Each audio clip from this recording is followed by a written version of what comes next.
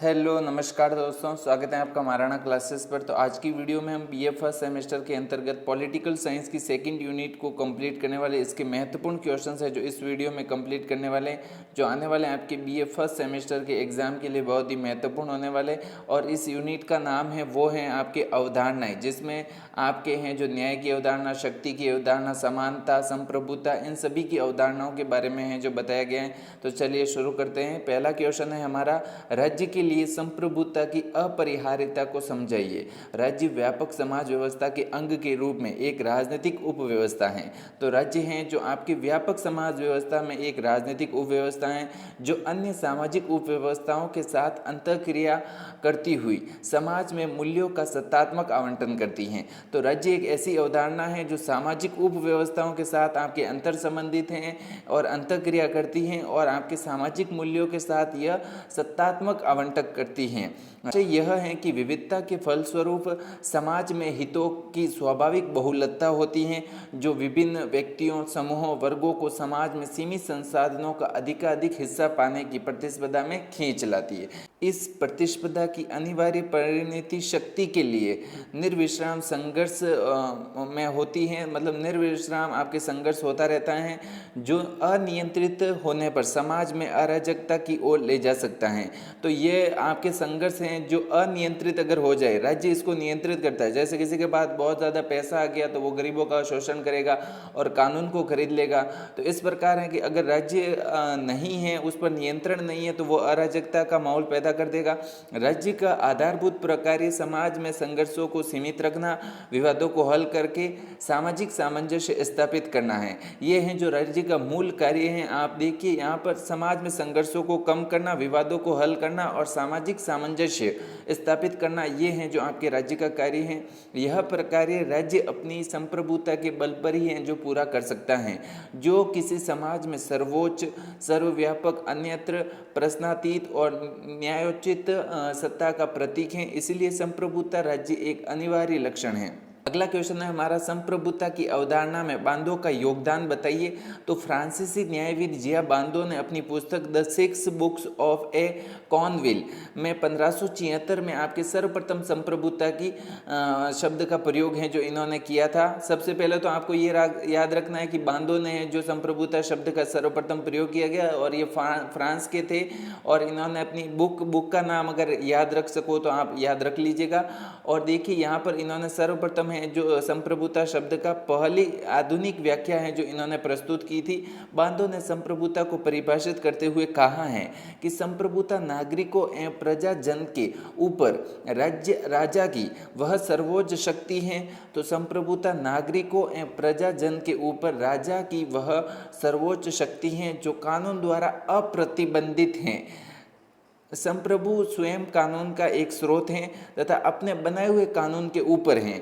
मतलब जो राजा कानून बनाते हैं वो अपने बनाए हुए कानून, राजा उससे ऊपर हैं। इसके बावजूद बांदो संप्रभुता को ईश्वरीय कानूनों, प्राकृतिक कानूनों और अंतर्राष्ट्रीय कानूनों से मर्यादित रखने का मध्यकालीन विचार भी हैं जो ये रखते हैं। क्वेश्चन है तीसरा क्वेश्चन, लोक संप्रभुता पर टिप्पणी लिखिए। तो रूसो के अनुसार लोक संप्रभुता का अर्थ है कि जनता अंतिम और सर्वोच्च शक्ति की स्वाभिमानी तथा सारी शक्तियों का स्रोत है। तो रूसो कहता है कि लोक संप्रभुता का अर्थ है आपके जनता हैं जो अंतिम रूप से सर्वोच्च शक्तिशाली हैं, उसके पास ही हैं जो सारी शक्तियां हैं और सारी शक्तियों का वह स्रोत हैं। मार्सिलियो ऑफ पेदुआ, ओलियोनिस और रूसो इसके प्रमुख सिद्धांतकारक हैं। आप तो ऐसे याद रखिएगा कि पेदुआ और ओलियोनिस रूसो और इसके प्रमुख हैं जो सिद्धांतकारक हैं। ये रूसो का प्रमुख विचार है लोक संप्रभुता। इसके लिए जनता का अर्थ है कि किसी भी समाज के अस्तित्व में आने के लिए उसमें न्याय के सर्वस्वीकृत नियमों का होना है जो अनिवार्य हैं। रूसो इसे सामान्य इच्छा कहते हैं जो संप्रभुता का एक दूसरा नाम है और जो समूची जनता में निहित होती हैं। इस प्रकार से आप ध्यान रखिएगा। आपके कानूनी संप्रभुता पर टिप्पणी लिखिए। तो कानूनी संप्रभुता का तात्पर्य उस संप्रभुता से होता है जो औपचारिक रूप से राज्य के सर्वोच्च आदेश अंतिम रूप से जारी कर सकता है। ठीक है, राज्य के समस्त कानून उसी के नाम लागू और प्रचलित किए जाते हैं। कानूनी दृष्टि से संप्रभुता की कानून निर्माण की शक्ति पर कोई भी प्रतिबंध है जो नहीं होता है। ये गार्नर हैं, इन गार्नर के अनुसार हैं जो वैध संप्रभुता वह निश्चित सत्ता है जो राज्य के सभी आदेशों को वैध रूप में व्यक्त कर सकते हैं। वह सत्ता जो देवी नैतिक सिद्धांतों तथा जनमत की उपेक्षा कर सके वह है जो आपके कानूनी सत्ता है, ऐसा आपके गार्नर ने कहा। अतः कानूनी संप्रभुता राज्य की इच्छा को कानूनी रूप देने वाली तथा पालन करवाने वाली अंतिम शक्ति है। इंग्लैंड में संसद सहित सम्राट को कानूनी संप्रभुता प्राप्त है, तो ये कानूनी संप्रभुता आपके हो जाएगी। अगला क्वेश्चन हम देखते हैं, आमंड के अनुसार राजनीतिक विकास के चरण बताइए।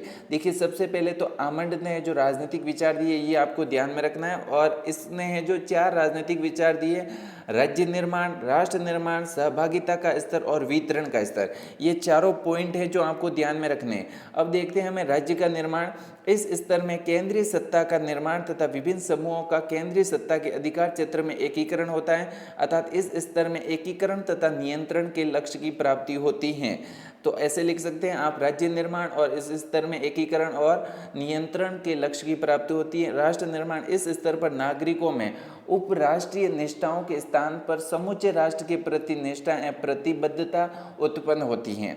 राष्ट्र निर्माण में आप इस तरह से लिख सकते हैं कि नागरिकों में उपराष्ट्रीय मतलब आपके राज्य स्टेट के स्थान पर हैं जो राष्ट्र, ठीक है, राष्ट्र मतलब आपकी कंट्री के प्रति हैं जो निष्ठा और प्रतिबद्धता उत्पन्न होती है, मतलब राज्य को मान्यता न देकर देश को मान्यता दी जाती है। राष्ट्र निर्माण के अंतर्गत सहभागिता का स्तर, राष्ट्र निर्माण होने के बाद समाज के विभिन्न समूह व वर्ग राजनीतिक निर्णय लेने की प्रक्रिया में भागीदारी की मांग करते हैं, ठीक है, ये स्तर पूरा हो जाता है, फिर राष्ट्र निर्माण हो जाता है। फिर हैं जो आपके समाज हैं जो राजनीतिक निर्णय लेने की प्रक्रिया में भागीदारी की मांग करते हैं। जब नागरिक राजनीतिक की प्रक्रिया में भाग लेना प्रारंभ कर देते हैं तो ये है जो आपके सहभागिता का स्तर हो जाएगा।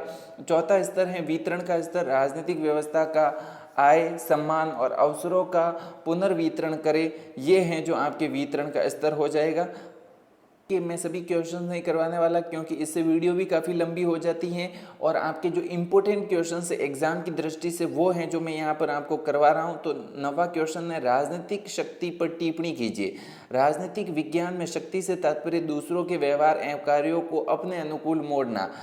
वस्तुतः शक्ति के संबंध में 3 बातें कही जा सकती हैं। राजनीतिक शक्ति धारण करने वालों में उच्च अधीनस्थ संबंध पाया जाता है आपके। तीसरा है जो आपकी राजनीतिक शक्ति का प्रयोग अंतोतगत्वा सामान्य जनता पर होता है और उसे सत्ता का प्रयोग करने वालों को बात माननी होती है, जनता की बात को है जो मानना जरूरी है जो सत्ता का प्रयोग करते हैं। तीसरा है जो आपके राजनीतिक शक्ति मनोवैज्ञानिक संबंध प्रकट करती है। शक्ति के अनेक रूप होते हैं जैसे राजनीतिक शक्ति, आर्थिक शक्ति, धार्मिक शक्ति, सैनिक, विचार, जनशक्ति आदि हैं जो ये शक्ति के रूप है। सैद्धांतिक दृष्टि से शक्ति के ये विभिन्न रूप एक दूसरे से पृथक होते हैं तथा स्वतंत्र भी होते हैं। व्यवहार में शक्ति के ये विभिन्न रूप परस्पर प्रतिद्वंदी भी हो सकते हैं तथा परस्पर सहयोगी भी। इसके स्वरूप से शक्ति की वृद्धि अथवा कमी दिखाई पड़ती है। अगला इंपॉर्टेंट क्वेश्चन है और ये आपके एग्जाम की दृष्टि से बहुत ही इंपॉर्टेंट है। देखिए, शक्ति तथा सत्ता में प्रमुख अंतर बताइए। ये आपके आ सकता है, देखो निबंधात्मक में भी आ सकता है, तो इसके पॉइंट बनाकर हैं जो आप लिख सकते हैं। देखिए उत्तर देखिए, यहाँ पर शक्ति एक साधन है तथा सत्ता उसके प्रयोग का एक माध्यम है, ठीक है। दूसरा है जो आपके शक्ति वैध तथा अवैध दोनों प्रकार की हो सकती है, जबकि सत्ता केवल है जो वैध होती है। शक्ति आपके वैध भी हो सकती है, अवैध भी हो सकती है, लेकिन सत्ता है जो केवल वैध होती है। कानूनी आधार पर टिकी होने के कारण सत्ता में है जो आपकी अनिवार्यता का तत्व पाया जाता है, जबकि शक्ति में अनिवार्यता का तत्व है जो आपके नहीं पाया जाता। मतलब सत्ता में होने वाले लोगों को यह कार्य जनता की भलाई के लिए करना है, सड़क निर्माण करना है तो उनको करना ही पड़ता है, जबकि शक्ति में ऐसा नहीं है। जैसे किसी के पास बहुत ज़्यादा पैसा है तो वो अपनी इच्छा हो तो है जो दान करेगा, अपनी इच्छा नहीं है तो नहीं करेगा। इस प्रकार से आप समझ सकते हैं। चौथा है आपके शक्ति का रूप अनिश्चित तथा सत्ता का रूप है जो निश्चित होता है, क्योंकि शक्ति का प्रयोग कहाँ से होता है यह प्राय अस्पष्ट रहता है। मतलब जो आपके शक्ति का प्रयोग है उसको प्रयोग कहाँ से होता है, ये अस्पष्ट रहता है। जबकि सत्ता का रूप है जो संस्थानीकृत होता है, मतलब संस्थाओं के द्वारा है, या आपके जो भी आप पार्टी चुनते हैं वो सरकार बनाती है, तो हमें पता है यहाँ से शक्ति का प्रयोग है जो यहाँ से सत्ता का प्रयोग है जो हुआ है, तथा यह सदा स्पष्ट रहता है कि उसका प्रयोग किस स्थान से किया जा रहा है। ये है जो आपके स्पष्ट होता है। पांचवा पॉइंट देखिए, यहाँ पर शक्ति तथा सत्ता प्रभु सत्ता की धारणा भी संबंधित है। दोनों में है जो आपके प्रभु सत्ता की धारणा संबंधित है। शक्ति तथ्यपरक प्रभु सत्ता का प्रतीक है, जबकि सत्ता विधिपरक प्रभु सत्ता का प्रतीक है। वस्तुतः शक्ति तथा सत्ता दोनों जुड़ी हुई है। लोकतांत्रिक राष्ट्र में शक्ति का प्रयोग सत्ता के रूप में ही आपके होता है। अगला इंपॉर्टेंट क्वेश्चन है आपके, स्वतंत्रता का अर्थ स्पष्ट करते हुए बताइए कि इस संबंध में लॉस्की का क्या मत है। तो देखो, लोगों को अपनी स्वतंत्रता की रक्षा की जागरूकता होनी चाहिए। लोगों को यह पता होना चाहिए कि हम स्वतंत्र हैं या अस्वतंत्र हैं। ये हैं जो लोगों को अवेयरनेस होनी चाहिए। सतत जागरूकता ही स्वतंत्रता का मूल्य है। लॉस्की के अनुसार नागरिकों की महान भावना न कि कानूनों की शब्दावली स्वतंत्रता की वास्तविक सुरक्षा है। स्वतंत्रता का अर्थ है कि मनुष्य को अपने ही व्यक्तित्व के विकास की पूर्ण स्वतंत्रता उपलब्ध हो। लॉस्की के अनुसार स्वतंत्रता का अर्थ उस वातावरण की स्थापना है जिसमें मनुष्य को अपने पूर्ण विकास के लिए अवसर प्राप्त हो। स्वतंत्रता को सुनिश्चित करने के लिए निम्नलिखित दो विधियों या परिस्थितियों का होना है जो नितांत आवश्यक है। आपकी पहली परिस्थिति यहाँ है, स्वतंत्रता की रक्षा उस स्थिति में ही संभव है जबकि सभी व्यक्ति एक दूसरे का आदर करते हो, एक दूसरे का सम्मान करते हो, तभी है जो स्वतंत्रता संभव है। और दूसरा है कि यदि नागरिकों की स्वतंत्रता की रक्षा करना है तो राज्य के द्वारा नागरिकों के कार्यों को नियंत्रित किया जाना चाहिए। मतलब आपके नागरिकों के कार्य नियंत्रित किए जाने बहुत ज़रूरी है, तभी हैं जो सभी में स्वतंत्रता विद्यमान रह सकती हैं। आपके वैधता का अर्थ विशेषताएं बताते हुए शक्ति और सत्ता के साथ इसके संबंधों को हैं जो परिभाषित कीजिए। वैधता एक ऐसी स्थिति है जिसके अंतर्गत एक राजनीतिक व्यवस्था की जनता को यह विश्वास होता है कि सत्ताधारक की सत्ता उसका प्रयोग स्वीकृत नियमों और क्रियाविधियों पर आधारित है। और दूसरे शब्दों में वैधता का अर्थ उस सहमति या स्वीकृति से है जो लोगों द्वारा राजनीतिक व्यवस्था के संबंध में दी जाती हैं। वैसे तो वैधता का महत्व सभी प्रकार की शासन व्यवस्थाओं में होता है, परंतु लोकतंत्र में इसका है जो विशेष महत्व है। वस्तुतः वैधता में निम्न विशेषताएं हैं जो पाई जाती हैं। ये विशेषताएं आप ध्यान में रखिएगा। औचित्यपूर्णता, तो वैधता की धारणा में है जो विशेष विश्वास विकसित करने की व्यवस्था की क्षमता सम्मिलित होती है। यदि औचित्य की धारणा के साथ प्रभाविकता की धारणा संबंध है तो यह जो आपकी वैधता मानी जाती हैं। किसी व्यवस्था की औचित्य संबंधित लोगों के मूल्यों पर निर्भर करता है, तो उसके मूल्य जनता के मूल्य हैं जो सुरक्षित रखे जाते हैं। वैधता विशाल सामाजिक स्वीकृति पर है जो आधारित होती है। और आपके पांचवा पॉइंट है जो शक्ति तथा सत्ता से अभिन्न रूप से जुड़ी हुई है। वस्तुतः शक्ति का प्रयोग वैधता के अनुसार किया जाता है तो वह सत्ता कहलाती है। अतः सत्ता बराबर हैं जो आपके शक्ति प्लस वैधता, यही हैं जो आपके हैं जो सत्ता हो जाएगी। ठीक है, अब हम इस यूनिट के आपके निबंधात्मक क्वेश्चंस देखने वाले, इंपोर्टेंट निबंधात्मक क्वेश्चंस देखने वाले। तो पहला क्वेश्चन है आपकी, स्वतंत्रता व समानता का अंतर स्पष्ट कीजिए। स्वतंत्रता व समानता के पक्ष और विपक्ष में तर्क दीजिए। कतिपय राजनीतिक विचारकों की यह मान्यता है कि स्वतंत्रता व समानता एक दूसरे के परस्पर विरोधी हैं। जहाँ स्वतंत्रता होगी वहाँ समानता का होना संभव नहीं है। इस संदर्भ में आपके लॉर्ड एक्टन और आपके डार्कविल का मत है कि स्वतंत्रता एवं समानता एक दूसरे के हैं जो विरोधी हैं। इन दोनों विद्वानों ने कहा है असमानता प्रकृतिजन्य होती है। ये कहते हैं कि असमानताएं जो प्रकृति पद्धत होती है, सभी मनुष्यों में विद्या बुद्धि रूप गुण एक समान नहीं पाए जाते। इसके अतिरिक्त प्रकृति में भी हैं जो सभी स्थानों पर हैं जो समानता दिखाई नहीं पड़ती। कहीं पर हैं जो हरियाली दिखाई पड़ती है, कहीं पर पर्वत दिखाई पड़ते हैं और कहीं पर हैं जो रेगिस्तान दिखाई पड़ते हैं। अतः स्वतंत्रता एवं समानता को एक स्थान पर नहीं रखा जा सकता। लॉर्ड एक्टम के अनुसार समानता के उत्साह ने स्वतंत्रता की आशा को है जो निरर्थक बना दिया है। ये हैं जो आप ध्यान में रखिएगा। स्वतंत्रता और समानता के पक्ष और विपक्ष में तर्क देखने वाले, सबसे पहले जो विपक्ष में तर्क, कतिपय राजनीतिक विचारकों ने स्वतंत्रता और समानता को एक दूसरे का परस्पर विरोधी मानते हुए जो निम्नलिखित तर्क दिए। पहला तर्क दिया है कि मानव स्वभाव स्वतंत्र रहकर कार्य करना चाहता है, परंतु प्रकृति ने मनुष्य को भिन्न भिन्न गुणों से हैं जो विभूषित किया है। इस भिन्नता के कारण प्राकृतिक असमानताएं जो पाई जाती हैं। इस दृष्टि से मानव स्वभाव एक समान होना है जो संभव नहीं है, अतः दोनों परस्पर संबंधित न होकर हैं जो विरोधी हैं। दूसरा है जो आपके स्वतंत्रता का अर्थ इच्छा अनुसार कार्य करना। इसके विपरीत समानता का अर्थ है दूसरों के हितों को भी दृष्टिगत रखते हुए कार्य को करना है, अतः स्वतंत्रता एवं समानता एक दूसरे के परस्पर विरोधी हैं। तीसरा है जो आपके स्वतंत्रता नियंत्रण की विरोधी है, समानता नियंत्रण की है जो आपके संगीनी हैं, संबंधित हैं। इस दृष्टि से हैं जो आपकी स्वतंत्रता एवं समानता परस्पर विरोधी तत्व लिए हुए हैं। आपके चौथा है जो समानता को दृष्टिगत रखते हुए कोई भी व्यक्ति अपने व्यक्तित्व का विकास नहीं कर सकता। इस दृष्टि से स्वतंत्रता एवं समानता परस्पर विरोधी हैं। अगला है जो इसके पक्ष में तर्क है जो आपसे पूछा जाए तो देखिए यहाँ पर स्वतंत्रता एवं समानता को किसी भी रूप में परस्पर विरोधी नहीं माना जा सकता। इस संदर्भ में निम्नांकित तर्क दिए जाते हैं। पहला है आपके असमानता की स्थिति में किसी भी प्रकार का अधिकार सुरक्षित है जो नहीं रह पाता, तो आपके स्वतंत्रता है जो नहीं रह पाती। समानता में सामाजिक नागरिक अधिकार का आनंद लिया जा सकता है जिसमें समाज का भी है जो आपके विकास होता है।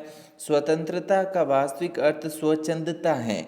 स्वतंत्रता अधिकारों को सुरक्षित रखती है। समानता के अभाव में स्वतंत्रता का कोई उपयोग नहीं रह जाता। असमानता की स्थिति में सामाजिक आर्थिक राजनीतिक स्वतंत्रता का उपयोग करना संभव नहीं हो सकता। पांचवा पॉइंट है आपका असमानता की स्थिति में समाज में ऊंच नीच, धनी निर्धन, बुद्धिमान मूर्ख में विभक्त हो जाता है। इस प्रकार विभाजन की स्थिति में व्यक्ति के लिए स्वतंत्रता किसी भी रूप में है जो संभव नहीं हो सकती। उक्त तर्कों के आधार पर यह कहा जा सकता है कि स्वतंत्रता और समानता परस्पर विरोधी नहीं अपितु एक दूसरे के सहयोगी हैं। निष्कर्ष रूप में कहा जा सकता है कि आपके स्वतंत्रता समानता की विरोधी नहीं अपितु वह समानता की पूरक हैं। प्रो टॉनी के अनुसार, आपके प्रोफेसर टॉनी के अनुसार हैं जो आपकी सच्ची स्वतंत्रता समानता के समाज में ही संभव है। अतः स्वतंत्रता या समानता को किसी भी दृष्टिकोण से परस्पर विरोधी हैं जो नहीं माना जा सकता, अपितु ये दोनों एक दूसरे के पूरक एवं सहयोगी हैं। इस प्रकार से आपको ध्यान में रखना है। और यहाँ पर एक इम्पोर्टेंट पॉइंट आपको समझ में आ रहा है कि आपको यहाँ पर निष्कर्ष निकला है। निष्कर्ष हैं जो हर निबंधात्मक क्वेश्चंस के नीचे अगर आप लिखेंगे पॉइंट बनाकर तो इससे है जो एट्रैक्टिव लगेगा, पूरी समरी उसमें सम्मिलित हो जाती हैं। तो इसको है जो आप नोट डाउन कर लीजिएगा। हर निबंधात्मक क्वेश्चंस के बाद हैं जो आप ऐसे लिख सकते हैं कि निष्कर्ष रूप में हम कह सकते हैं। इसके आगे आपके जो भी ये बन रहा है वो हैं जो लिख सकते हैं। सत्ता के विभिन्न प्रकारों का वर्णन कीजिए, या मैक्स वेबर के अनुसार सत्ता के विभिन्न प्रकारों का वर्णन कीजिए। ऐसा क्वेश्चन आएगा तो आपके लिए लिखना है कि देखो सत्ता के स्रोत के आधार पर या प्रयोग की दृष्टि के आधार पर हैं जो सत्ता के निम्नलिखित प्रकार हैं। पहला है जो आपके संवैधानिक एवं कानूनी सत्ता, मतलब संविधान के अनुसार और कानून निर्माण करने की सत्ता, इसके हिसाब से आप लिख सकते हैं। दूसरा पॉइंट है जो आप ध्यान रखिएगा कि राजनीतिक सत्ता, इसमें है जो राजनीतिक सत्ता एक अस्पष्ट विचार है सामान्यतः जिसका अर्थ किसी राज्य की राजनीतिक कार्यपालिका की सत्ता से लिया जाता है। और संसदीय शासन प्रणाली में प्रधानमंत्री हैं जो सत्ता मूलतः राजनीतिक सत्ता है। इस प्रकार से आप और लिख सकते हैं। और यहाँ पर तीसरी सत्ता है जो देखिए परंपरागत सत्ता, जब सत्ता का आधार है स्रोत परंपरा होती है तो उसे परंपरागत सत्ता कहते हैं। जैसे ब्रिटेन में राजपद राजा की सत्ता परंपरा पर आधारित है, और भारतीय समाज में जाति नामक संगठन की सत्ता है जो का आधार प्रमुख है जो परंपरा है। तो ये परंपरागत सत्ता। और चमत्कारी सत्ता, जब कोई नेता श्रेष्ठ व्यक्तित्व वाला होता है तो उसे निस्तर सफलता प्राप्त होती रहती है, तो आम जनता उसे नायक स्वीकार कर लेती है। ये है जो आपके चमत्कारी सत्ता प्रधानमंत्री नरेंद्र मोदी के अंतर आपको देखने को मिलेगी। ऐसी स्वीकृति में नेता की सत्ता का आधार स्रोत है चमत्कार, करिश्माई का गुण होता है। तो ये इस प्रकार से हैं जो आप ध्यान रखिएगा कि सरकार के अंगों में निहित सत्ता, क्षेत्रीयता के आधार पर सत्ता, संख्या की दृष्टि से सत्ता और विषय की दृष्टि से सत्ता के प्रकार। और मैक्स वेबर के अनुसार सत्ता का प्रकार हैं जो आपके दो माना गया है यहाँ पर, परंपरागत सत्ता, बौद्धिक कानून तो अब हम इस यूनिट का लास्ट इम्पोर्टेंट क्वेश्चंस देखने वाले। राजनीतिक संस्कृति को परिभाषित करते हुए इसका मूल्यांकन कीजिए और इसकी आलोचना के प्रमुख आधार क्या हैं स्पष्ट कीजिए। राजनीतिक संस्कृति पर है जो एक निबंध लिखिए। तो यहाँ पर उत्तर के रूप में यहाँ पर हो जाएगा आपके प्रत्येक राजनीतिक व्यवस्था में मूल्य और विश्वासों के झुकाव तथा मतों के एक सामाजिक तथा मनोवैज्ञानिक वातावरण में ही कार्य करता है।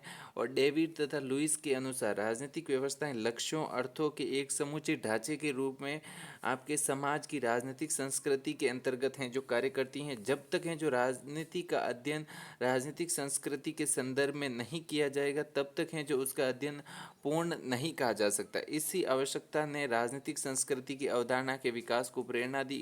इस दिशा में है जो आपके ग्रेबियल आमंड ने सर्वप्रथम प्रयास किया था और कॉलमैन और आपके बर्वा और पाई लुइस पाई ने उल्लेखनीय भूमिका है जो निभाई हैं।